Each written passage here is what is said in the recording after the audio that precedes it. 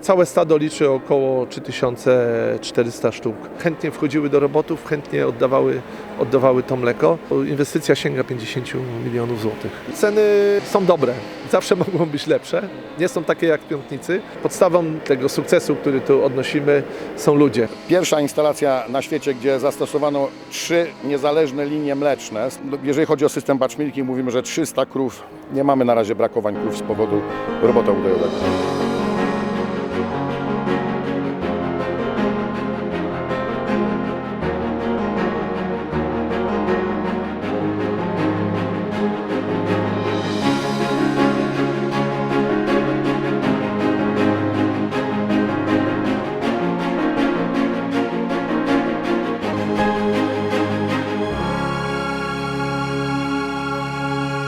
O tym, ile świadczy Polska w światowej hodowli bydła mlecznego, może świadczyć gospodarstwo, w którym znajdujemy się dzisiaj. Jesteśmy w miejscowości Cieszymowo w województwie pomorskim, gdzie odwiedzamy gospodarstwo Fortunę Cieszymowo, w którym od niespełna miesiąca pracuje największa na świecie instalacja doju grupowego na robotach marki DeLaval. A z nami jest pan Maciej Bałrycza, prezes gospodarstwa w Cieszymowie. Panie Macieju, niech pan nam powie na początek kilka słów o wielkości tego gospodarstwa, o wielkości hodowli, którą tutaj prowadzicie. W tym momencie w gospodarstwie znajduje się około 1300 krów mlecznych. Mamy tyle jałówek cielnych, że w kwietniu będziemy mieć tych krów 1800. Całe stado liczy około 3400 sztuk. W tym momencie gospodarzymy na areale o powierzchni 2800 hektarów. Na paszę mamy przeznaczone 900 hektarów. Tutaj głównie siejemy kukurydzę i lucernę i trawy w polach. Kukurydzy siejemy około ponad 600 hektarów, z czego gdzieś około 450 do 500 zbieramy na kiszonkę. Pozostała część jest przeznaczona na ziarno. W ubiegłym roku prawie cała kukurydza została zebrana na kiszonkę. W tym roku powiem szczerze, że jesteśmy w trakcie zbioru. Plony są tak wysokie i tak zadowalające, że pewno zostanie nam więcej niż 200 hektarów na ziarno.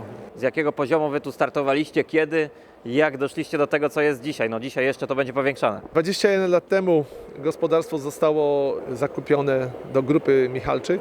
Jak ja przyjąłem tutaj posadę prezesa, pierwsza decyzja ze strony właścicieli była o likwidacji tego stada.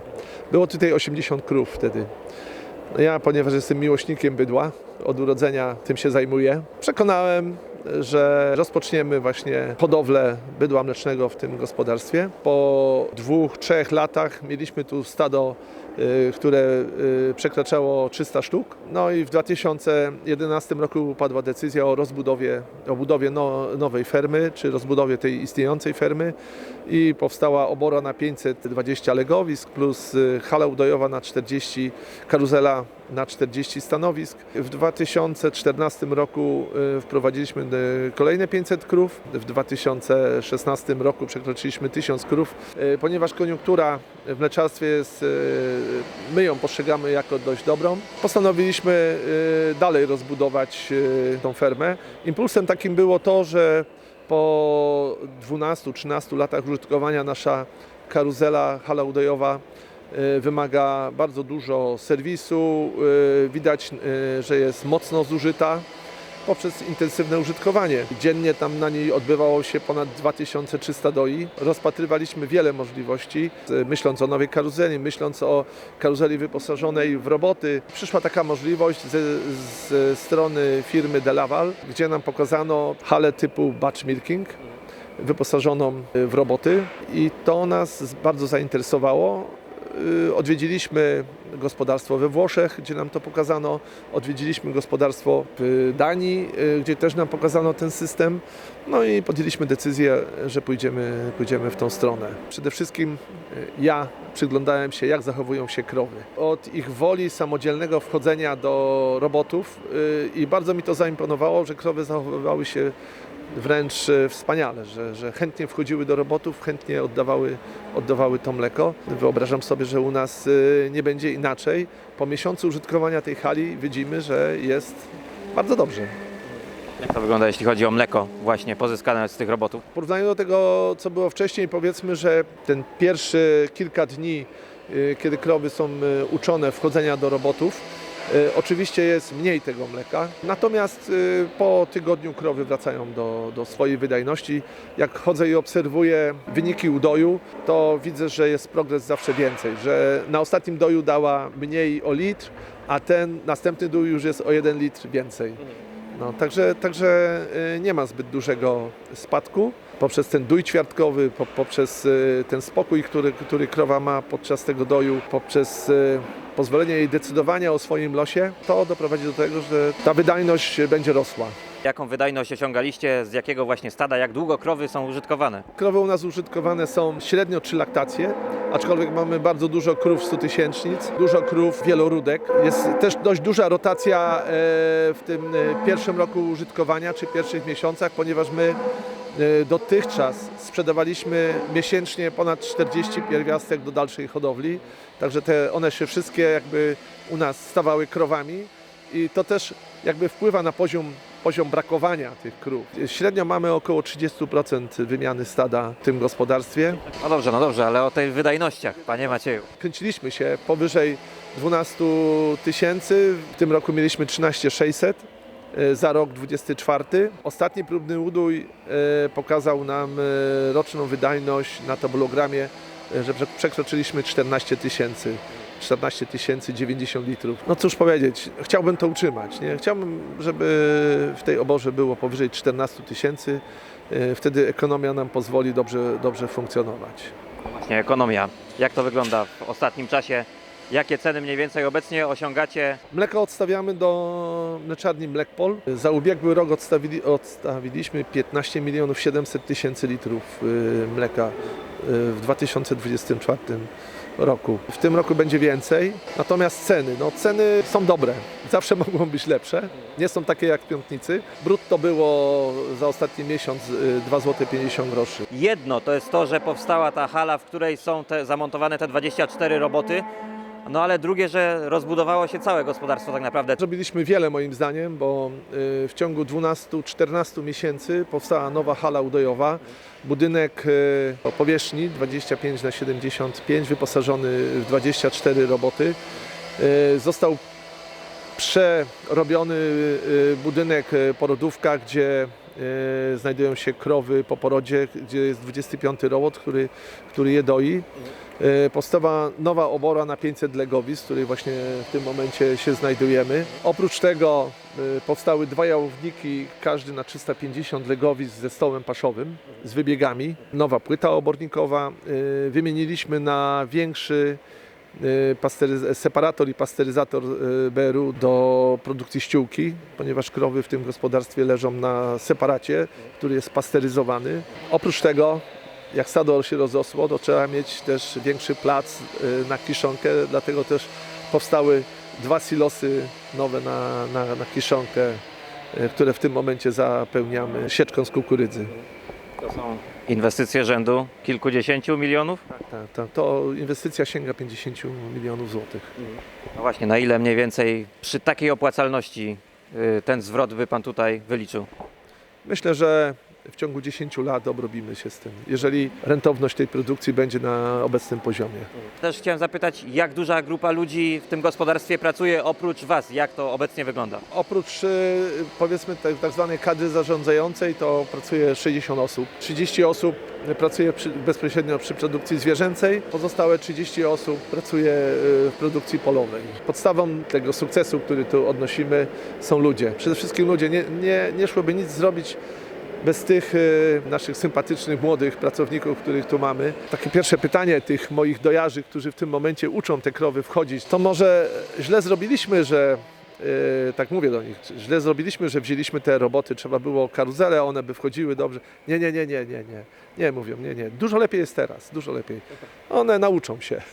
Ilu dojarzy pracowało pracować będzie w Cieszymowie? Mieliśmy dotychczas 12 dojarzy, to znaczy się 6 pracowało, 3 odpoczywało. Jak wyglądała ta rutyna doju? Od razu zapytam. Dwuzmianowa, 8 godzin od godziny 4 do godziny 12 i potem od godziny 16 do godziny 24 ludzie pracowali. W tym momencie ta rutyna trochę się zmieni, bo będziemy pracować na okrągło, na 3 zmiany, ale nie będziemy więcej ludzi zatrudniać, zostaną ci sami, ale należy też zwrócić uwagę, że stado się wzrośnie o 30% i przy tej samej sile, powiedzmy, roboczej będziemy to obsługiwać. To jak w ogóle będzie wyglądać obecnie rutyna tego doju? No bo to są roboty udojowe, ale jednak w hali. Mamy zaplanowane, że początkowo będziemy doić 2 razy i ten dój będzie trwał gdzieś około 9 godzin, 9-10 powiedzmy, znaczy 2 razy po 9 godzin. I planujemy uruchomić jak już to wszystko będzie dobrze funkcjonowało, planujemy uruchomić dój trzeci dla krów o największej wydajności, czyli połowę stada będziemy doić 3 razy. System jest tak ustawiony, że ta cała sekcja 24 robotów jest podzielona na 3 odrębne sekcje po 8. Także jeżeli będzie się myło 8 robotów, to 16 będzie doić. I potem będzie doić znowu, będą funkcjonowały 24 roboty, potem znowu będzie przerwa około 25 minut do umycia następnych 8, będzie doić 16, no i potem znowu będą doić wszystkie w ten sposób i to będzie się odbywało powiedzmy 2 razy w ciągu doby. Dobrze, Panie Macieju, teraz z jednej strony bardzo proste, a z drugiej strony bardzo trudne pytanie. Dlaczego De Laval? Poznałem bardzo fajnego serwisanta w okolicy. Serwis to podstawa. Tak, to jest podstawa. Tutaj serwis i naszym zdaniem, ale to jest naszym zdaniem, bardzo nam się podoba funkcjonowanie tego robota. Niezawodność w zakładaniu też przede wszystkim. Cała operacja od momentu, kiedy krowa wejdzie do momentu, kiedy już dój idzie w pełni, to jest około minuta 30 sekund, minuta 20 sekund, nie? Czyli około 50 sekund trwa mycie, przygotowanie, no i około 30 sekund trwa zakładanie kubków udojowych. Nie macie rusztów w oborach, więc o to chciałem zapytać. Dlaczego właśnie takie rozwiązania, a nie inne? Od dawna zarówno nasza grupa zootechniczna, jak i ja jesteśmy przekonani, że ruszta nie są zbyt dobrym rozwiązaniem dla krów, dla nóg ich, dla motoryki. Myśmy poszli trochę dalej, bo wszystkie ganki spacerowo-gnojowe wyłożyliśmy matami i krowy chodzą po matach. Wiadomo, że wpływa to na mniejsze starcie rogu racicy, no ale robimy to, zabieg korekcji odbywa się 2 razy do roku, jeżeli będzie trzeba, to będzie 3 razy do roku. Widzimy, że krowy mają zdrowe nogi, a zdrowe nogi u krów to jest podstawa. Poprawia też to mocno komfort dla krów. No i powietrze dobre jest, nie? Że spod tych ruszt nie ma tych wyziewów amoniaku. A krowa, żeby dawała dużo mleka i był dobry przepływ krwi, no to musi mieć zdrowe płuca, przede wszystkim zdrowe płuca, tak? I dobrze musi być odkarmiona, nie? Z czego się składa dawka? I ile jest tutaj grup pod tym względem? Ten pierwszy okres laktacji to głównie kiszonka z kukurydzy, kiszonka z lucerny, kiszonka z trawy, kiszonka z kiszonych wysłodków, potem muto, śruta sojowa, śruta rzepaczana, dodatki witaminowo-mineralne, też dostają też suche, melasowane wysłodki granulowane. Panie Macieju, moglibyśmy jeszcze godzinami rozmawiać. Czego możemy Wam życzyć na chwilę obecną? To jest koniec, jeśli chodzi o rozbudowę, czy Wy już myślicie o czymś dalej? Na pewno jeszcze w przyszłym roku zamierzamy w tym gospodarstwie pobudować jakiś piękny cielętnik. Dlaczego takie, a nie inne rozwiązanie, jeśli chodzi o udój w Cieszymowie? Co to jest tak naprawdę batch milking, z czym to się je? O tym porozmawiamy z panem Andrzejem Kowalskim, przedstawicielem firmy De Laval. Możemy powiedzieć, że batch milking w Polsce zadomowił się właśnie w Polsce północnej. Mamy w tej chwili 2 instalacje pracujące, czyli jedną tutaj, drugą na Kaszubach. Robot zrobi te czynności wszystkie lepiej. Niech się nie obrażą na mnie ci, którzy doją krowy, niech się nie obrażą na mnie dojarze, hodowcy, którzy doją własne krowy. Precyzja działania, powtarzalność, pewność, że zostaną wszystkie rutyny wykonane, to są wszystko atuty robota. Więc dlatego w ogóle roboty. A dlaczego nie w tak dużym stadzie nie rozwiązanie z robotami w budynku, czyli tak zwanym doju na grupach, a nie doju grupowym w odróżnieniu, które jest tutaj? To przede wszystkim to, że mamy możliwość zachowania wszystkich dobrych praktyk, które były w doju, w tym wypadku na karuzeli. Czyli ta powtarzalność rutyn, mamy pewność, że krowa jest wydojona o określonej porze, że te wahania, odstępy między udojami nie występują. Mamy też możliwość wykonania wszystkich planowych zabiegów, to jest bardzo istotne, no, zwłaszcza w dużym, a w tym wypadku no, nawet bardzo dużym stadzie.